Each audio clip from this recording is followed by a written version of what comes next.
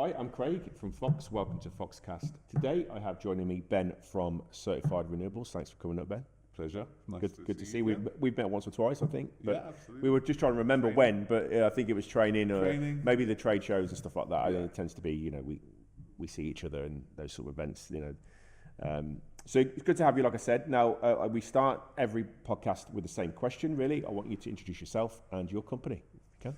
Okay, so I'm Ben. I run a company called Certified Renewables. So we really offer the complete package. So we do solar, battery. Obviously, that's the heart of the system. Yeah. But there's a lot of different technologies that we can add once we've got that power station, i.e. heat pumps, heat batteries, air conditioning, air-to-air heat pumps, Okay. underfloor heating, car charging, of course. Yeah. And there's so many innovative products now, and softwares even, the hardwares and softwares, that we kind of give a full consultancy for builders, for commercial jobs, and for domestic clients as well. Okay. I want to come back to that question actually, because it's a good point you raised there. You've got all these technologies, from heat pumps through to PV and inverters and batteries, and bringing them together from a software perspective, so the customer's not having to access 5 different apps is a challenge, isn't it? And it's got so much better in the last years. It's the technology now, even from 5 years ago, 10 years ago, 15 years ago. I mean, it's chalk and cheese, and you can really see it all coming together. Yeah. Are you using a platform to do that? Are you using a particular? We do have smart homes, so we have a couple of partners that we use for smart home installations. Yeah. And it does a lot of the software integrations for us as well. Okay. But it really depends. We're quite a bespoke service. Yeah. So we can really tailor the solution with our experience. We've been in the industry 15 years. My business partner Sam's been in the industry 15 years, and we've worked together through most of that time. Okay. So although we're a new company, we're very experienced, and we've taken our time and learned the technical side almost through osmosis. Yes. It tends to be how it happens, isn't it? Yeah. Being more in the sales. It's not like you go on a 1 week course and it is that sort of organic, process of picking things up, learning as you go kind of thing. Yeah. Because the industry is changing so rapidly anyway. There's always something new. If you go back, to when you started, when I started, it's very different to what it is now. I mean, not many industries where you have such a rapid change. But the technology, the investment that's been put in is really showing now. I mean, solar in particular is just a great product. I mean, I'd recommend it to anybody, even standalone batteries. Yeah, I mean, more so now, isn't it, with time of use charging, rate arbitrage, and AC coupled systems. Smart tariff, yeah. Yeah, the days of it, your roof is not suitable for solar, are kind of gone. Well, there's still solutions, there's still options there that will pay for themselves in a reasonable amount of time. So the low-hanging fruit is all they were fitting in the first days. Yeah, absolutely. Yeah, definitely. Yeah, we have so many more solutions now. We'll talk a bit about that later, actually, and also, we've all mentioned it before we started recording about regulations and the challenges around that, and Sure. I've got my views on that. Okay, so when did your company start? So when was it formed? So we just come up to our first year. Okay, we were MCS certified in about June. Okay. But we've been, going gangbusters since then. Okay. But we've got a really good network over the years that we've built up, like yourself and many others. So we've got the capacity, an absolutely huge capacity from the install side. We've got a lot of contacts with, obviously, lead generation and setting up the business. So I think for the first year, we literally just had our first year birthday. Okay. We've done, really happy with it. We've done pretty well, but there's a long way to go. We're still in that startup phase. We're still sort of putting systems in place. We're still sort of building out, making partnerships with the right suppliers, and a lot of training has gone on. Yeah. Through all the heat pump manufacturers and solar manufacturers, and you are our key one. We've researched the whole market, and Fox is definitely our go-to on the solar side. So it's interesting that you're a relatively new company, but you're already offering all of these different technologies. So you must have hit the ground running. So what predated the formation of the company then? What's your background prior to that? So we've been in the industry 15 years. Yeah. So Sam and I have worked together during that time, but we were basically a bolt-on marketing and sales outlet Okay. 4 regional and national renewable energy companies. Yeah. So we focus more on the lead generation and communicating the products to our clients and all of that sort of side, whereas we always left somebody else to do the technical side. Okay. Over 15 years, we've become technical. Yeah.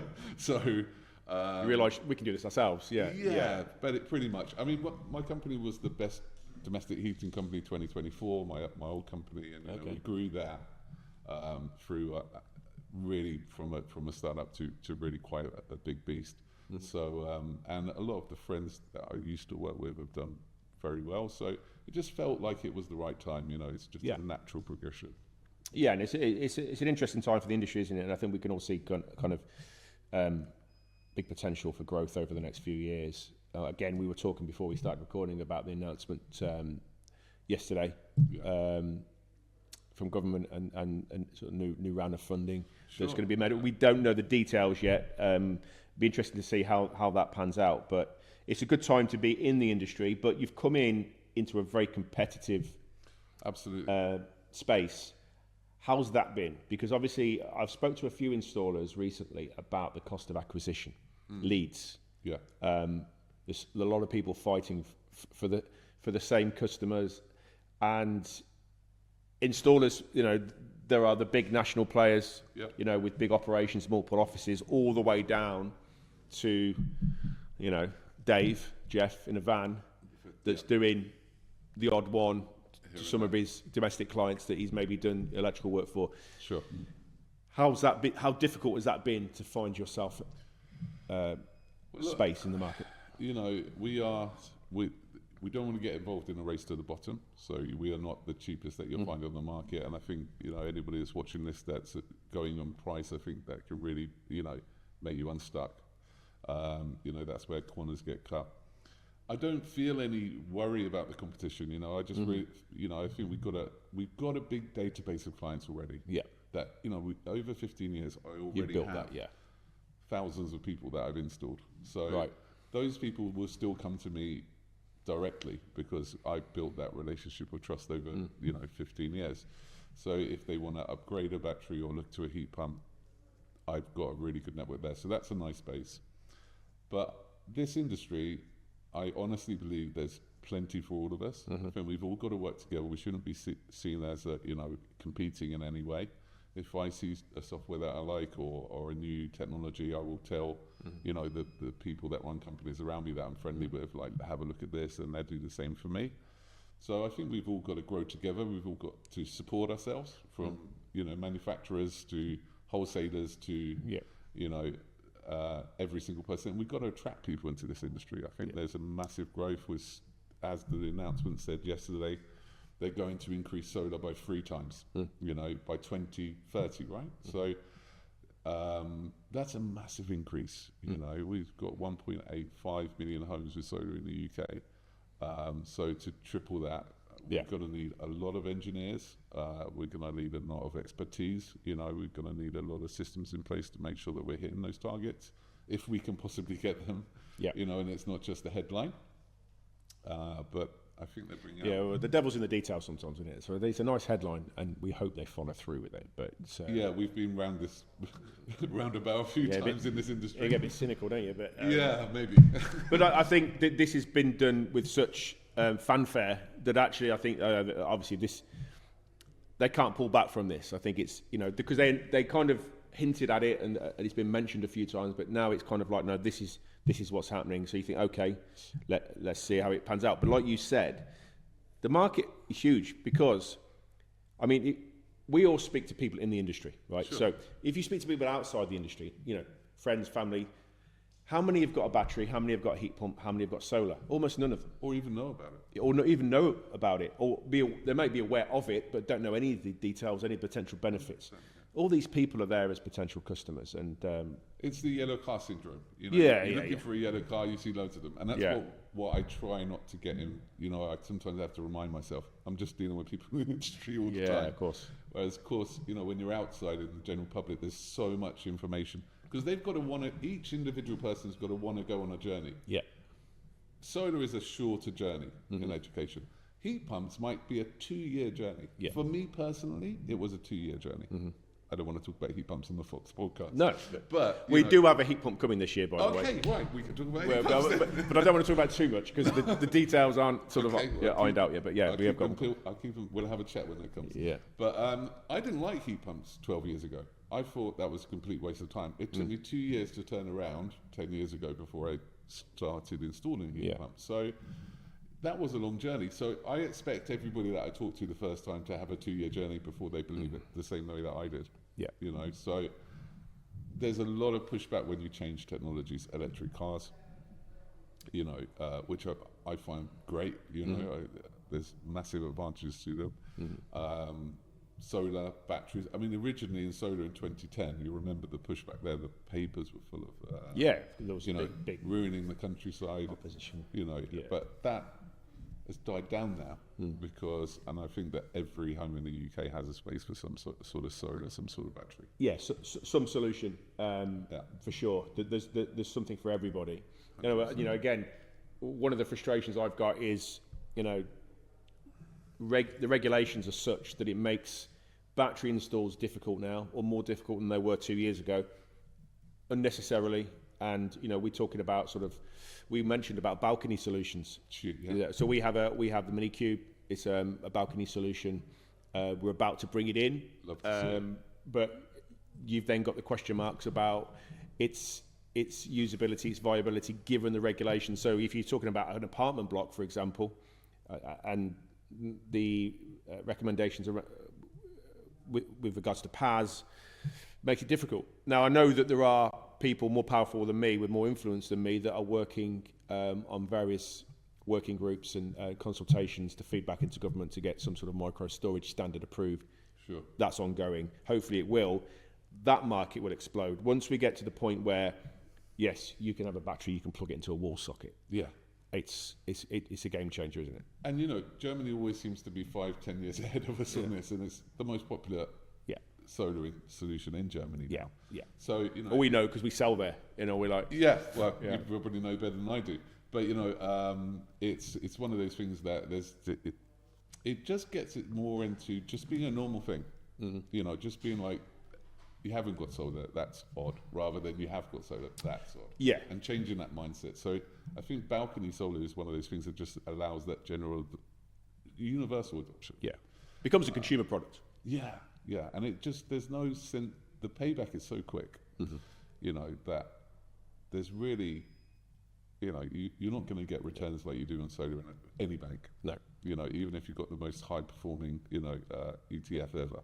We beat those rates and have consistently, you know, for 15 years now. So, and that does before we take into account, you know, the increase in the house price. Yeah. And the ethical side of what we're doing, you know, so we're, you know, got a little capes on and saving the world. Yeah.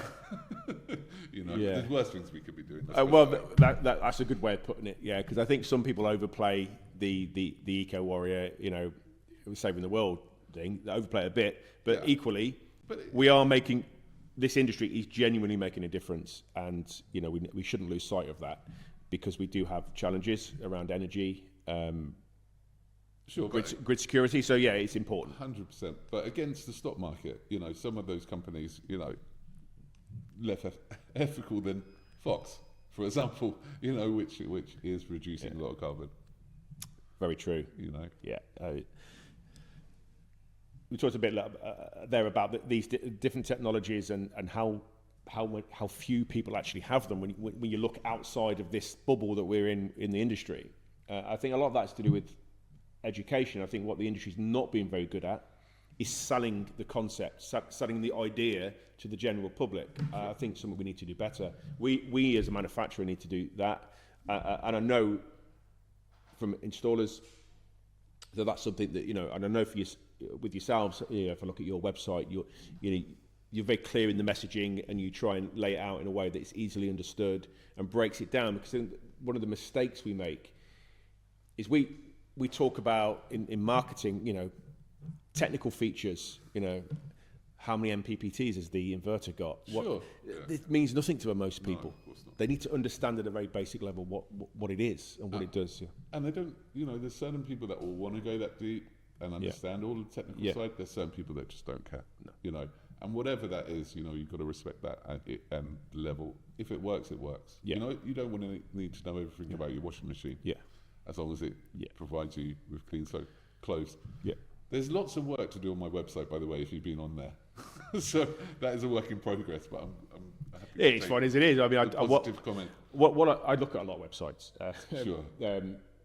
For installers and partner companies particularly, and I think literally did that one myself. Yeah, well, it's very good because I think what I got from it was that the messaging was very clear, and I think sometimes you look at websites and it's, you know, style over substance, and that can, you know, again, what we're doing here is trying to turn customers onto the idea so that they understand what it is and what it can offer them, and I think the best websites do that and break down the different technologies and give very clear, you know, bulleted points about features and benefits, and I think, you know, that's been done quite well with yourself. I think our industry, you need so many different experts in one team. You know, you need people that are expert roofers, you need people that are electricians, you need people that are into air conditioning, you need people that are experts in, you know, hydronics. You know, there's so many things that you have to put together, and engineers are, you know, having to explain all of these complex, you know, theories that you know, to a customer sometimes. It might take a year, you know, after the install for me to actually go, the penny's dropped, you know, and that's about constantly following up with the customer, doing the yearly. I mean, with heat pumps, we check back every 3 to 6 months. You know, we will make sure that they're okay. Probably more than that. I say 3 to 6 months, probably. You know, just making sure that we're optimizing for each season. Yeah. And the same again with batteries. You know, you've got to optimize for different seasons and make sure we're getting the best in summer. You know, it would be a different setup for the battery than it would be in the depths of winter when we haven't got much sun. And then what's the house load, and all of that sort of stuff needs to come into play. So the after sales are absolutely number one in my book. Yeah, it's really interesting. I've had this conversation with a couple of people now where you mentioned at the beginning you don't want to get involved in that race to the bottom, being the cheapest, and I think this is something that the customer really needs to understand. Is there's so much more to this than here's an inverter, here's a battery, it's installed, and the installer walks away. Sure. There is a lot more beyond that, and those are things that you have to build into your package, into your price.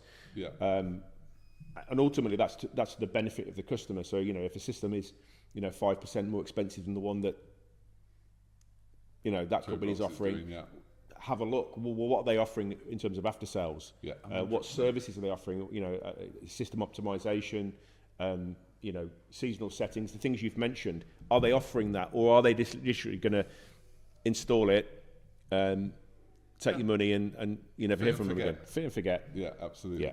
And I think there's been some solar installers that traditionally there is a little bit of a reputation where that was happening. I mean, from our point of view, because we've got such a wide range of products, we want to keep that customer on board with us and happy, so that, you know, if they want to expand their battery, they want to get. And that's the important thing, isn't it? There's so much more you could offer. So there's something in it for us as well. So you know, it's both of us. You know, so just giving that level of expertise, and if they need to know about a new tariff, they can call us and we'll tell them about the new tariff. In fact, we schedule a yearly meeting to make sure that they are on the latest tariff. Yeah. So it may be different this year, last year. So you actually do that? You actually schedule in a catch up? That's interesting. Minimum we do it. It's called Certified Flipper. So we're going to roll it out. One of our directors is Daniela McGarry, one of the leading in the world in AI. Okay. He's in Dubai at the moment. So I'm in Coventry. So, you know, but we're very happy to. So very similar. Yeah, absolutely. Almost no we difference. We did have a text last night, and I was just comparing my life to his. It's not quite the same, but maybe we're in the wrong industry. Derry, he's having a pop. No, I think we're no. That's Coventry. We just opened up in Leicester, so we're not. Oh, I did see that actually. You've got a regional office in Leicester now, not too far from us. And more to come. Yeah. So that's the plan, is it, to roll it out? Yeah, we've got to have local people, you know, especially when we're, to be honest, we can do a lot remotely. We can see your apps online. We can install anywhere in the country in Soda because of my network, you know. Yeah.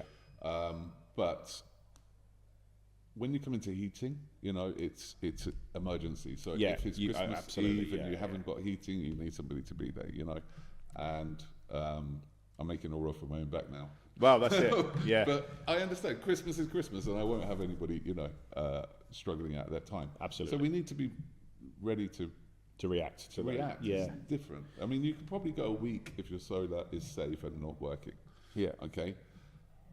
And I could pay you the difference, that you lost on your. I almost said feed-in tariff, but on your savings. Baked in, isn't Yeah. it? So, not with heating. I can't leave you a week. No. I have to be there the next day, the same day. Yeah. So It's interesting you say that, because obviously I mentioned we're bringing out a heat pump, and it's one thing for us to have inverters, batteries, EV chargers. We go into heat pumps as we are, Yeah. and we have done internationally, but UK's a little bit behind in terms of planned to roll it out a bit later. It's a whole different ball game. In terms of we've got to think about after sales support ourselves and building that infrastructure within Fox to make sure that we can support customers. It is a completely different. They're obviously talked about in this. Yeah. I wish you luck. Yeah, You will see. it won't come under my area of responsibility, Good so somebody else's problem. Yeah, but Yeah. no, that will come. But it is a big departure in terms of the support mechanisms you have to put in place to. It's one of those things that, just like solar, on a certain level, is very easy to think it's simple. Mm-hmm. But when you really get into the nitty-gritty of it, there's a lot to it. Yeah. And there's a lot that you've got to make sure is right. So, to make sure that you are providing the best possible solutions. Absolutely, yeah. So we're busy building those systems as we speak. It's interesting though. You talked about the way that you approach customers now, and I'm detecting actually that is kind of the norm now. The days, if you go back, you've mentioned the feed-in tariff in the early days of solar, and that sort of huge sort of growth that we saw on the back of that subsidy. Sure. And it was very much a case of panels, inverter, guaranteed for 25 years on your fit, panel warranties 25 years. There you go, Mr. Smith, right next. And what that led to, I guess, is a lot of people coming into the industry who were very, very old school in terms of their sales techniques. It was sort of cold calling, door knocking. Windows. Yeah, without 1980s Windows. It was a little bit like that. Not universally, but No, there was a section. yeah, But you don't see that so much now, do you? I think they've been weeded out. Yeah. And I think now we've matured as an industry, and the people that are here now, this is why I say there's enough for all of us. Mm-hmm. Because we're not. I used to, having that reputation that was there and isn't now, and maybe still active in some people's minds. I'm sure in the next 5 years we can get rid of that, because the way we are regulated, we have to be professional. The knowledge that we have to have is immense, and the skills of the engineers on the road are better than your normal electrician, your normal heating engineer. They are plus. Yeah. So you need the best people in this industry, and it is probably. If you are thinking about getting into this trade, I would say that with the tripling of solar, it's going to be bigger and bigger. And of course it's a risk for us to start in this industry, but I'm also very confident that it's going to keep going. Okay. Because there's so much runway to go. I think you're right, and it's good to hear that for a relatively, I know your origins go way beyond that, but as a company, 12 months. Give or take, that you've from what you're telling me done pretty well, and I'm pretty confident and upbeat about the future. Yeah, and it's still learning now. We've done obviously Wits Trusted Traders, we've done MCS, we've done all of the training courses. One of them was with you to be an elite, which I'd forgotten. Yes. Yeah, so it couldn't have been that memorable for you, but because I don't think you can even remember where it was. But yeah. No, I remember you. Yeah, I tend to have that impression on people. But I've been on loads of training courses. Like this has been a year of training courses, and there's more. Like we're still doing Heat Geek at the moment. We're doing looking to do PAS and ISOs and all that sort of stuff. So it's still, and it's all about constant professional development. Exactly, and it's never ending. You've got to keep on top of those things and keep updated. Sure.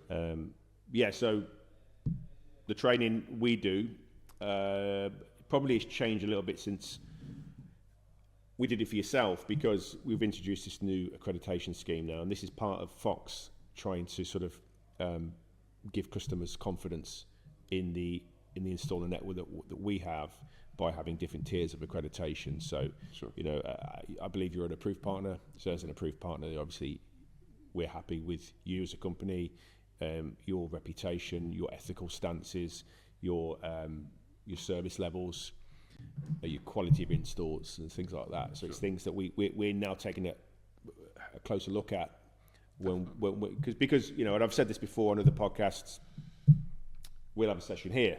So we might have 10 people around this table, and you know, we've got product and we've got stuff on screen, and they're all great and they ask the right questions, and you know, they leave the details and register, and then they leave that door, and we've got no idea what they're doing. How you know, if are they following our guidance?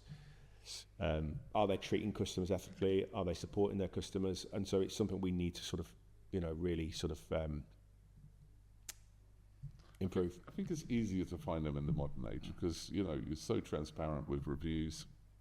Yeah. And there's no hiding, is there? Even the software now. I mean, we Yeah. weren't connected to us over back, you know, Yeah. 10 years ago, 15 years ago. We didn't have the apps that we have now. We didn't have the AI that's coming in and, you know, regulating app and Yeah. virtual power plants and all of that coming in. So, you know, there's a lot of movement in the industry where, you know, I can see it being a lot more controlled, and you will have a lot more control in it, and quality check, not control, but, you know, quality assurance as an installer that your products are being fitted correctly. Yeah. Personally, I will make sure as much as I can. Well, yeah, I everything mean, is, you know, there's done well, and you know, Fox in the marketplace is unique. You know, I think the product and the quality of that you do. You know, Yeah. I'm here for a reason. Yeah. And let me tell you, I'm a researcher, so I Yeah. went through every single manufacturer, line by line, before I came to Fox. So, you know, That's good to hear. You don't exclusively do Fox. I guess you're doing other stuff because you have to, because you are going to get those customers that have done their own research, Sure. Or spoke to their friend down the road who's got that system. I want the same kind of thing, and you have to be able to offer those different solutions. Well, I think we know where Fox is in the marketplace. Yeah. Pretty much where I am. Yeah. Top mid. Yeah. You know, you've got Tesla, which is a different price bracket. You've Yeah. got Sig Energy now, which is very popular, which is again more than Tesla. You know, in some situations. So, you know, but Fox is our bread and butter, Yeah. and I can rely on it. So And the manufacturer, and you guys support the support we receive from you is well, we try. Yeah. some of the best in the industry, and that's the thing that consumers don't see. If we're not getting manufacturer support and we're left as installers, you know, it's to pick up the pieces. You know, it can be.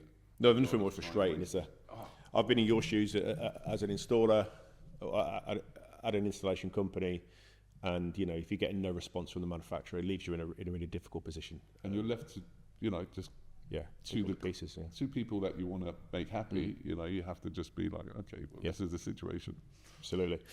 Going to sort of flip back a little bit. So I'm interested to know, how do you get your customers? What's the process? Is it a mix? Are you doing pay-per-click marketing? Is it more passive? Is it word of mouth? What's the split? Are you doing lead gen? How are you doing that?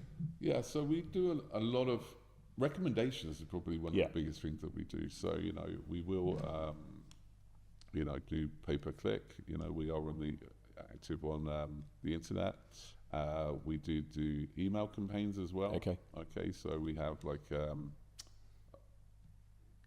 that's where Daniela's coming in as well with the AI stuff. So he's really helping head up the marketing team and targeting some of the people that might be ready to buy. Yeah. And do you do remote surveys, or on site, or a mix? So both depends on what they want.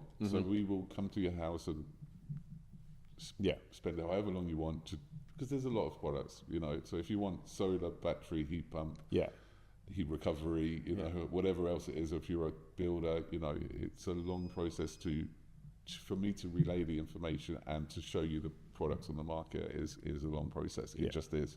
There's a lot of information to download. But some people, they just want a desktop survey. You know, we can get that to you, you know, very, very quickly, and, you know, we can give you a price, and, you know, you still get exactly the same level of service, but, you know, just different strokes. Exactly. It's led by the consumer. You know, we want to have the right solution for whatever it is. Well, sometimes the customer is adamant that they don't want anything to come out because they've got this perception that the person that's come out is going to come out as a salesperson, is going to make, you know, sign here, Mr. Smith, and, you know, all that. We're going to consult. You know. And actually, sometimes you do need to do the on-site survey. You know, you get some large properties, multiple technologies. You need to look at cable runs. All these things need to be looked at. So it's sometimes difficult to do it remotely. Yeah, but you can maybe do a general one, but you'd probably need to follow. General one and then a survey. Or if I'm looking at it, or we're looking at it, and we think, okay, there's some questions here we can't answer, we have to go out before we do the survey. So, you know. You mentioned on solar. Yeah, well, different processes. Yeah, of course. Yeah, and it has to be, doesn't it? Yeah. You mentioned earlier about AI. I had this conversation with Alistair from Aurora, who I think you know. And I was asking his thoughts on it. He was not in any way concerned about it, only saw it as positive. I think there's a balance here. I think there's potential benefits for sure. We're seeing them. Listen, I use my AI account 5 times a day, every day. It helps with workflow. It helps with me being more efficient. I can do things more quickly. So there's obviously day-to-day benefits from that point of view. We've also got AI optimization. We've already partnered with, and it sounds like something you're looking at as well. But then there's obviously the potential there for jobs to be lost. You know, how do you see it? Do you have any concerns about its impact? Well, I don't think anyone's got a crystal ball, but AI is definitely here and coming. Yeah. There's an industrial revolution that happened, you know, 100 years ago, or however long ago, 80 years, maybe. And it changed the face of work. Now, we are absolutely sure that AI will change the face of work and change, from the solar point of view, a lot of technical things. There's definitely going to be some winners and losers in that, you know, unfortunately. But all we can do as individuals, companies, and you know, manufacturers, is to just keep learning.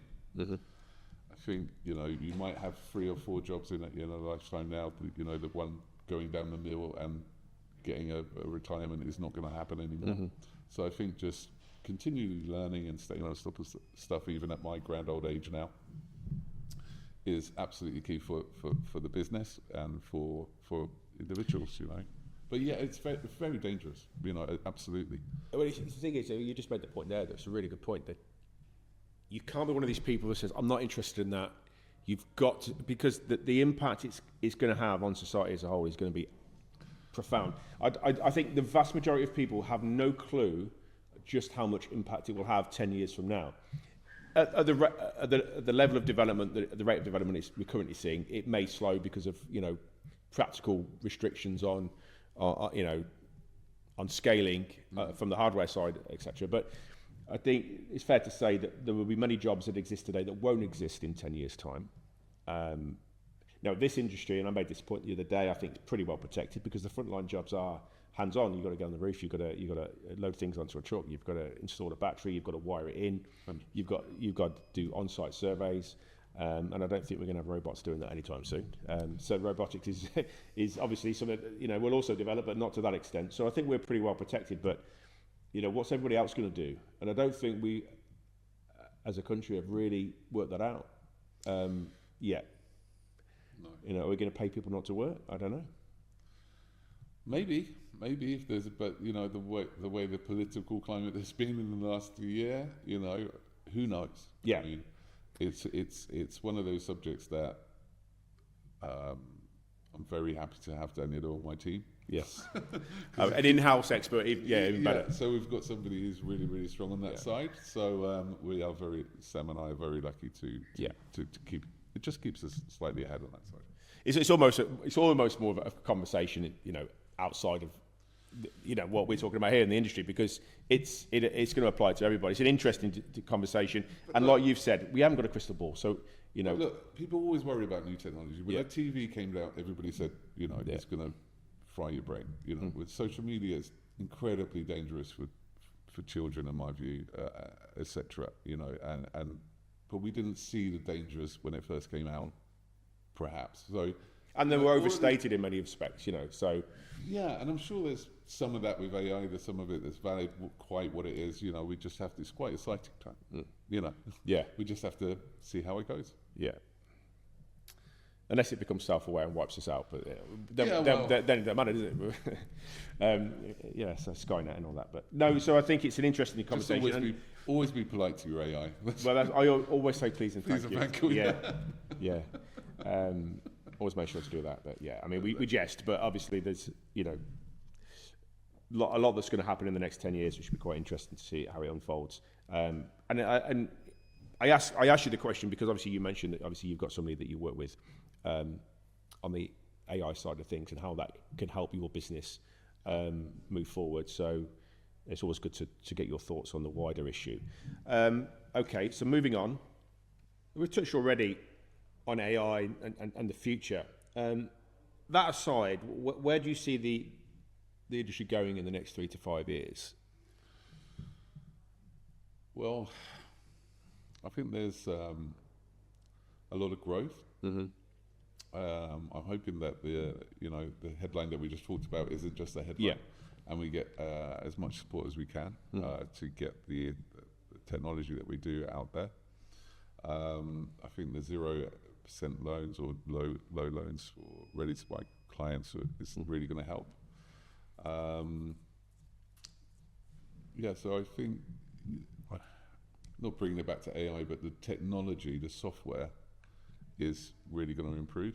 Yeah. And that integration between sort of having the heart of the home, which is the heart of the system, which is the solar and battery, so the cheap energy, nighttime energy, and then the electrification of cars, free petrol, the heating again, and the house, is just sort of a closed loop. And with the EPS box that we have now, almost an uninterrupted power supply, really gives you security. Yeah. So just having all those products now, with the innovations that are coming, I think it's an exciting time. I think there'll be a lot of development around virtual power plants. What'll be interesting to see, because obviously we've seen with tariffs, a lot of it is around addressing peak demand, and we've got these variable tariffs, and then obviously we're going now to half-hourly settlements, and these flexible tariffs that people are taking advantage of. I think there'll be some changes there, because the point at which everybody's charging their EV overnight suddenly changes the whole landscape anyway.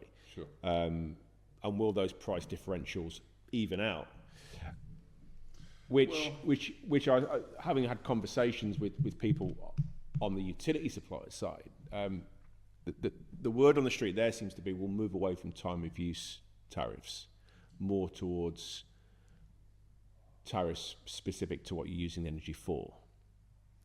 That seems to be the general consensus. So there'll be variable rates depending on what you're doing. When the grid's under stress? That will never go away. There'll always be that need for battery backup. But I think they're going to have to restructure the way that these tariffs are offered, because I know that a lot of the energy companies make a loss on the overnight tariffs. 7p, definitely. Yeah. So thanks to Octopus. how long can they maintain that? And which is key, I suppose, because a lot of people are using that price differential in order to gain value from their system. Sure. That starts to go, then what then? So I think it'd be interesting to see how that pans out and how we incentivize people. One of the big pieces of that puzzle is vehicle to X charging. Yeah. So once you've got the vehicle battery, if you're not leaving the house, and a lot of people are working from home or at the weekend. Yeah. Or if you're at home, you're using the energy. If you're driving, you're not using the energy as much anyway. So, I think the big piece of that puzzle is that vehicle to home, vehicle to battery, vehicle to wherever. Yeah. Charging, backing up the grid as well. And then with the new technology, virtual power plants that is coming, you can actually redistribute that locally and sell it. So I think maybe that's going to be a big part of that mix. Vehicle to grid, vehicle to home is something we're working on. We'll have probably something by the end of this year, we think.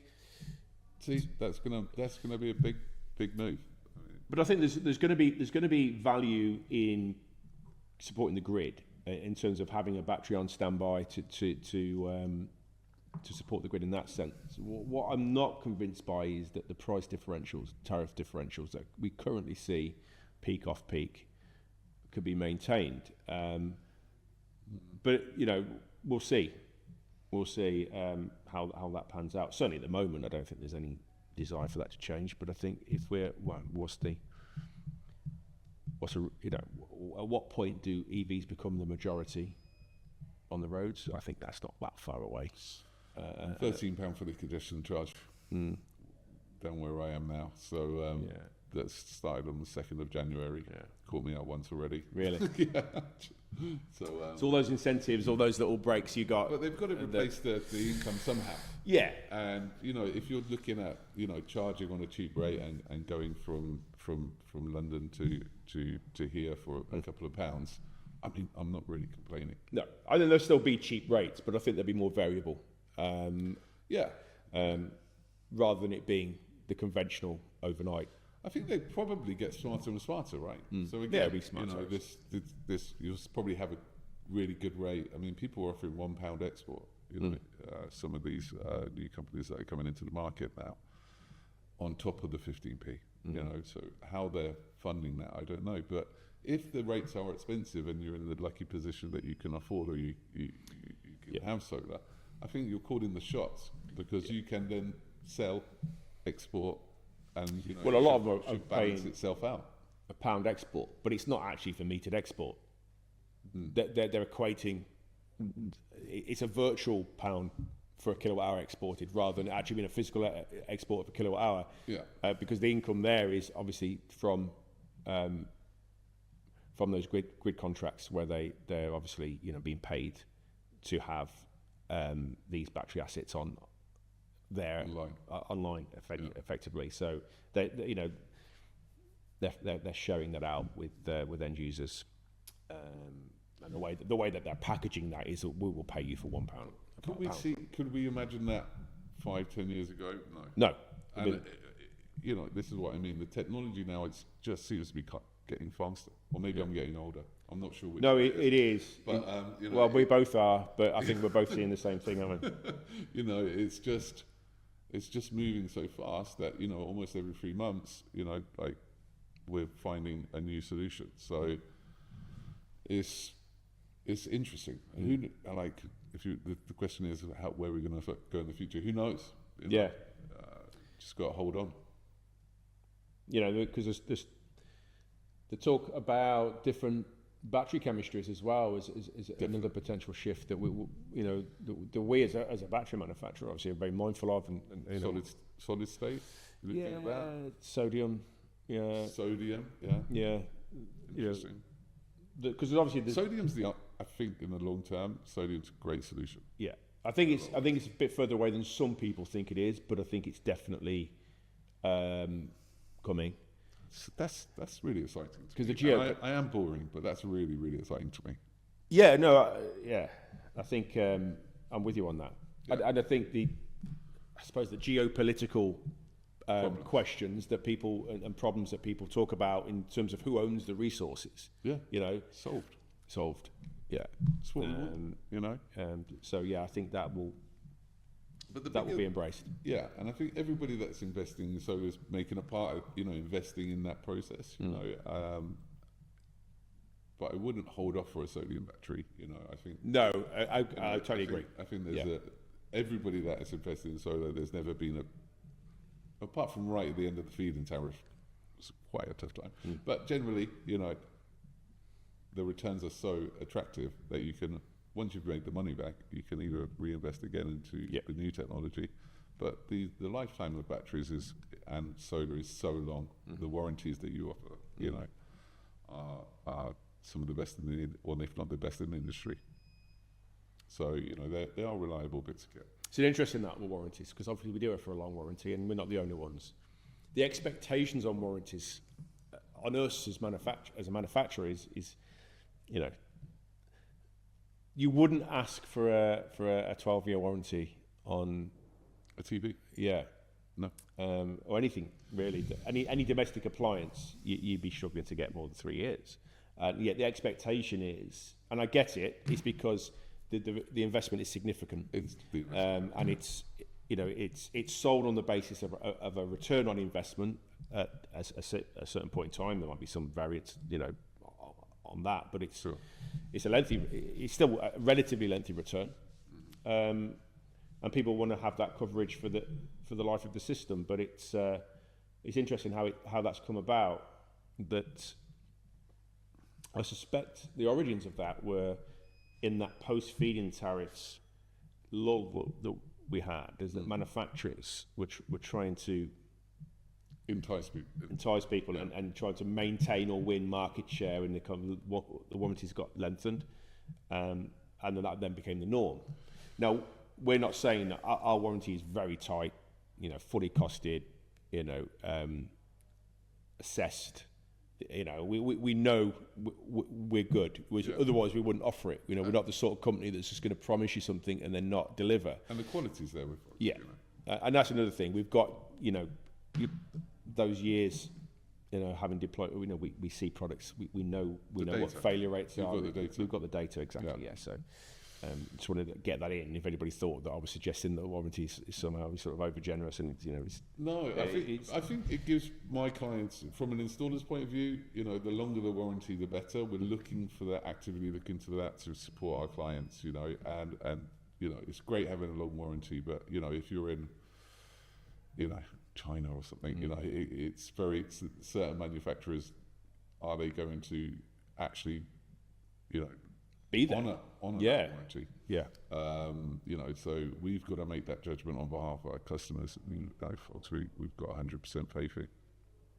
Yeah, and it's something we can very confidently say ourselves, because we know our strength as a company, our scale, how we're structured, so we can, without any sort of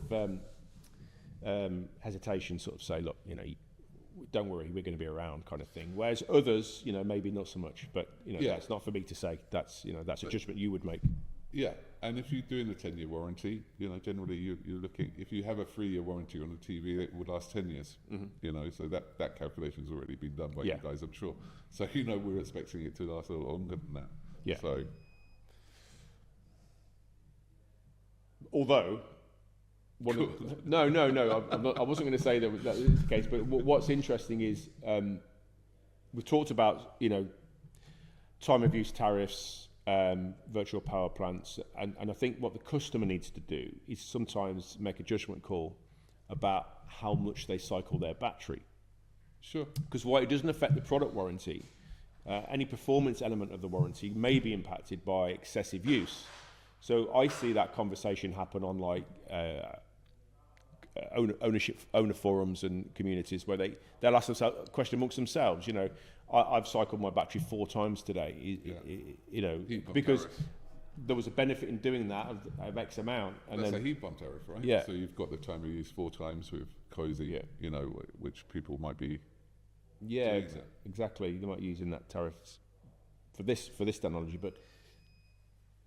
Generally, people will come back and say, "Well, look, there's a balance here to be struck." Obviously, the cycle warranty. Yeah. Ultimately, what people need to understand is the throughput isn't going to change whether you cycle that twice a day or once every 2 days. The amount of value, the throughput is the same. It's just that you're going to get through that throughput limit quicker. But having done so, maybe you've made a financial. It was financially advantageous to do it that way. So these are things that we try not to get too deeply involved in when we get asked these questions. We publish the warranties, the life cycles, the rated life of the battery, and then it's almost not down to us how people use it. That's their call. Yeah, absolutely. But we see that question come up quite a bit. In terms of they're getting better. Battery technology is so much better. I mean, I took ages to recommend batteries. You know, when they were the pylon tech style, I used to just say that, wait, you know, for probably 3 years after everybody else. But now I fit batteries with no solar, which is something I never thought I'd recommend, but it still works out. You know, in the right situation, it's the right solution.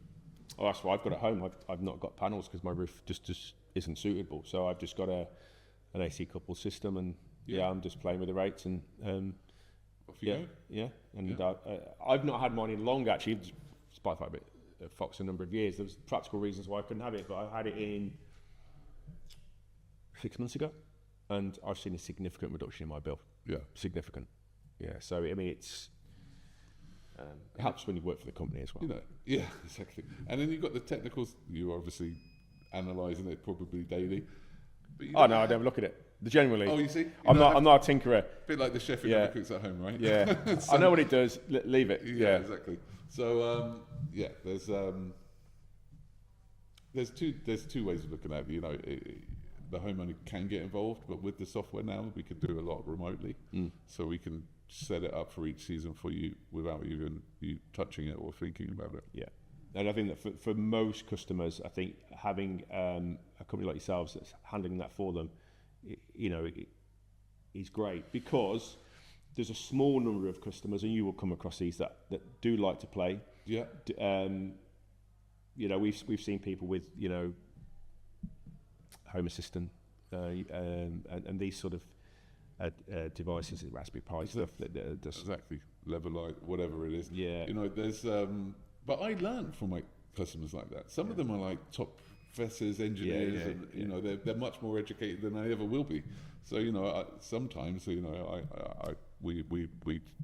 solve problems and get better together. Same here. I've had conversations with end users where forums and stuff. Midway through the conversation, I've realised I think you may know more than me. Yeah, exactly. About this particular subject, whatever we're talking about. The flip side of that as well. You get customers that are convinced that something's right, there's wrong. Yeah. But you deal with that as that happens, and but it's a good thing, I think, that customers are so well informed now, and that there are these channels that they can utilise, whether it's AI or whether it's community forums or whatever it might be. To even this channel, with hopefully educating people and giving them a bit of insight to. You never know. There might be something they take from this. Yeah. The 5 people that watch this. Hoping for a few more than that, but no, sure. So it's an interesting time, isn't it? So I just want to ask you about frustrations. What is it? Because the industry is obviously buoyant. You've got a very optimistic view of the future, but day to day there's still challenges, isn't there? And things that what can you pinpoint has been a bit of a problem at the moment? Well, we all have days of work that we wish we were doing something else. Yeah. But as an installer, we are kind of sometimes we feel like we're in a rock and a hard place, because you've got the manufacturers, and you've got the clients, and you've got the technical expertise of the installers. So you're kind of just in the middle, kind of trying to smooth those relationships over. The installer will have a certain point of view on what they want to do in their day. You've got the homeowners that have a certain expectation that you're trying to exceed, and then you've got manufacturers, which not you, but certain manufacturers that are tough to deal with, or are disorganized in the way that they get their information out, their tech out to us. Perhaps we're waiting on bits, or it wasn't ordered, there was a SD card or something like that missing, something small, and that's cost us another day, which adds to the installation cost.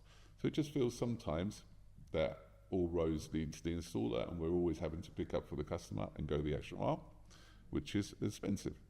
So that's, this is why one of the reasons that we chose Fox, because we know the manufacturer backup is solid. I can call you, at any time, and I know I'm going to get someone knowledgeable on the phone that's going to know the exact, deeper level of the app and settings and stuff like that. You've been quite lucky then, so you've only got the knowledgeable ones. No, I'm joking. No comment. No, but, but I'd like people to be honest, actually. No, that is my genuine feedback. I've dealt with loads of manufacturers in solar over the years. I'm going to put credit where credit's due. Yeah. Well, thank you for saying that. I mean, I do say to people, look, when it comes to things like that, we can always improve. Yeah, well, exactly. Yeah, because it's a Fox podcast, and it's obviously a bit of a vehicle for us to talk about ourselves, but not really. Yeah. And if somebody came here and said, do you know what, Craig, you're okay at service, but you've got some problems, I would take it on the chin. Now, I know that, because I've worked in the industry myself for a long time, I know that we are pretty good, but I also know that we have problems from time to time, and we need to sort of some improvements in certain areas. I mean, I'm not saying that I'm perfect, but no, of course, it's about the attitude and how you fix those problems. Yeah. And a lot of companies out there, be them installers, manufacturers, or whatever, they just don't have the right culture to constantly be improving. And okay, we failed there. Next time, we're going to make sure that we do that in a better way. I think some of that comes down to, and I can't speak on behalf of the manufacturers, that a lot of them are based in the Far East. That's just the way it is. There's just no escaping that. It's the nature of the beast. But what you need to have, and what we've been very, very keen to do, is have a very strong base in every market in which we operate. Local experts, local technicians, service staff, local marketing. Even and Fox is a bit unique in that we do have UK stakeholders, and we're kind of the origins of the company are sort of a bit more sort of Sino-British, primarily Chinese, of course, but there's strong British links anyway. So we're a bit unique in that sense and have that advantage. But yeah, I take your point entirely in terms of how some manufacturers lose sight of that and box shifting. Box shifting, yeah. But it's fine for a while. But as we've seen in this industry, people that are leading the industry will drop off in 3 years. You do see that. You see that with installers, and you see it with manufacturers. Yeah, absolutely. All of us. Yeah. So it's just having that right attitude of, putting the customer first. Yeah. We've always got to put people paying our wages first. Yeah. And the companies that stick around, the ones that persevere, are the ones that do that. I mean, it's clear. It's not. It's not a soundbite. It's true. Yeah. There is the 1% that's tough, but you don't let the 1% spoil the 99. No. Absolutely right. Yeah. So, some closing questions, if that's all right. Just to wrap things up. So, I've been appreciative of your time today. It's been really interesting. Advice to homeowners then. So, you've got somebody sat at home now, thinking, I'm going to invest. I've been thinking about it for a while. What advice do you give them? I would say take the time. Mm-hmm. Make sure that you look across the whole industry.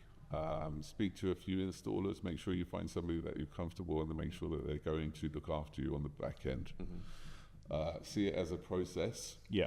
So it's not like you're going to buy solar or you're going to buy a battery and that's going to be the end of the road. It may, or you might get into this through buying an EV first, and then you bought a charger, and then you thought, hang on, I could do something smarter, and then you're going on to sort of heat pumps or heat recovery systems, whatever we get, whatever's there.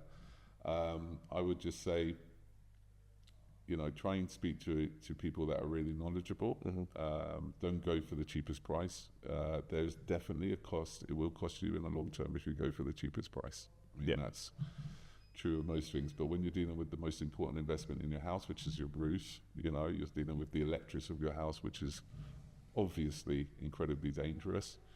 You're going back to heating. You're dealing with all the pipework in your house, obviously can cause a lot of damage. So you really need somebody who is, and we do have a lot of standards in this country, but you really need to research who you're dealing with. You really need to research the products that you choose to go with, and just try and build up that trust with the installer. Yeah, and just to understand it. Again, I have people that don't understand the heat pumps, but heat pumps you do need to have a lot of education in that, because it's a completely different culture. But solar, really, you can just plug and fit and forget from the not from our point of view, but from the client's point of view. We can take care of it for you. So we're trying to take all of that responsibility, just to completely contradict myself, off of your shoulders. But you have to just have that trust in who you're using, which I understand is a process and not easy. Yeah, and you've said it. Take time. We're not up against a deadline here. It's a big investment, and speak to a company like Certified Renewables, for example, that are going to consult with you and break things down and make sure that the system they recommend is one that is for you, benefits you, and it's not because they want to sell you a particular system. It's got to work for you. My concern is we're talking about deadlines there, actually, and it reminded me of the feed-in tariff. Now I'm thinking that it's the opposite the case with this grant announcement. That obviously has been sort of announced in the mainstream media. It's been pretty vocal. Is that going to cause a delay?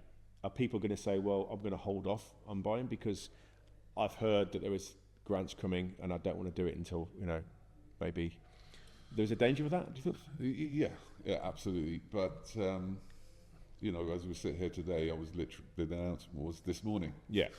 So we're still looking into the We don't know yet that. for sure how it's going to affect But it. we hope, and let's say that there is a delay. Well, I would be open and honest. We would be like, look, we're probably, a month away from doing this, and, we'd love to have your business at that time. But without looking into the details of that, haven't had enough time. I literally was trying to break it down and chatting with it on the drive here. Yeah, I need to have a look myself, actually. Exactly, we don't know. Yeah, so, it just occurred to me that, are they going to do this in such a way that people are going to pause, or, will there be it could be applied retrospectively? And who knows? Devil's in the detail, I suppose. The way that Eco4 has just ended is, not to throw some shade, but very... It's not my area of the business, but if it was, I would be spinning feathers right now. So I hope they set up something very, very quickly. I hope they've got a good plan. But, right now, today, as we sit here, we don't know. No, we don't. So we're guessing. Yeah. We're just hoping, obviously, that they don't do what they've done in the past and lose all these people. Overcome. It's the most heartbreaking thing. You've got all this talent in the industry, and if we're losing thousands and thousands of people, and we know we're going to triple solar, and we need thousands and thousands of people, well, they're all going to go and do something else, and all the training, all the years of skill that they've got and understanding that they've acquired, it's just gone down the drain. Yeah. We shouldn't. And then we're going to be looking for people again. We shouldn't second guess it too much, because until we know the details. My roundabout. worry is that they'll do what they've done before, and they'll say, okay, well, this is a government scheme, therefore we're going to have quite a high bar. Installers going to have to jump through hoops, go through a certain process. That process takes 6 months before they could offer anything on the grant scheme, and then, which is expensive. Yeah. It's in the meantime, the end customer, some of them at least, will be saying, well, I'm waiting because this is coming, and we all see a big dip. I think for the most part we're well protected, and that won't happen. And I think you're well diversified in terms of your products as well, aren't you? So you're protected. That's one of the logics behind being well diversified, definitely. Yeah. But we lose companies, we lose people, we lose skills, we're losing people when that happens. So the politicians really have to kind of join these. It's great to get a headline, 70 billion, but we really just need. My point is just I do worry about losing all this skill, So if there's anybody out there that's looking at those really skilled, please reach out to it. I'll try everything I can. Yeah. We need good people. We're worrying about something that may not happen anyway, in the sense that, they may have thought about it this time and say, actually, the way we're going to handle that is, and they say, okay, fine. But yeah, like using funding to win a political argument has happened previously, and we just can't lose this many people again. We've seen it happen so many times. Yeah, it's a positive. The whole thing's a positive, but it's got to be handled in the right way. Yeah. And you know, you're talking about installers where cash flow is everything to their business. You know, Yeah, people, if that's interrupted with a several month sort of you can't dip, yeah, it's cannot gonna, afford it. no. You just can't do it. Well, Absolutely. we've talked about your company. How do we contact you? What's the best channels for those watching to get in touch with you to make an inquiry? So we are Certified Renewables, which trusted traders from this aren't, unfortunately. And yeah, so you can call our London or our Leicester office. Our website is certifiedrenewables.com. We'll put that on the screen, so it's on screen. Yeah. There you go, just And, there somewhere, yeah. Yeah, and yeah, we'd love to speak to you. If this is something that you found interesting, then I'm sure we'll have a good chat. Great. Well, it's been great to hear from you, Ben. Thanks for coming in. Interesting conversation. I think we've covered quite a bit. Interested to see how your company continues to grow and succeed. We'll stay in touch. I'll see you again. Maybe, I mean, you know, a year from now we can have a follow-up. Yeah. All these things we've talked about in the future. We'll have 12 months to see how things pan out, and Yeah. we can maybe revisit this conversation at that point and see if we were right or not. But yeah, Unless the AI takes over. yes, the AI takes over. Yeah, in which case, yeah. But I've been polite, But you know, if so I'm all right. you've been polite. Yeah, and you've got a battery system with an EPS, so your power's good. Yeah. You'll be living in the mountains. If everything comes crashing down, I'm up. But people with solar will do all right, yeah. Yeah. If it comes crashing down. No Yeah. reason. So yeah, Okay. thanks for your time. Appreciate it. So this has been FoxCast. I'm Craig, joined today by Ben. Hope you enjoyed it. Please tune in for more episodes soon. Thank you.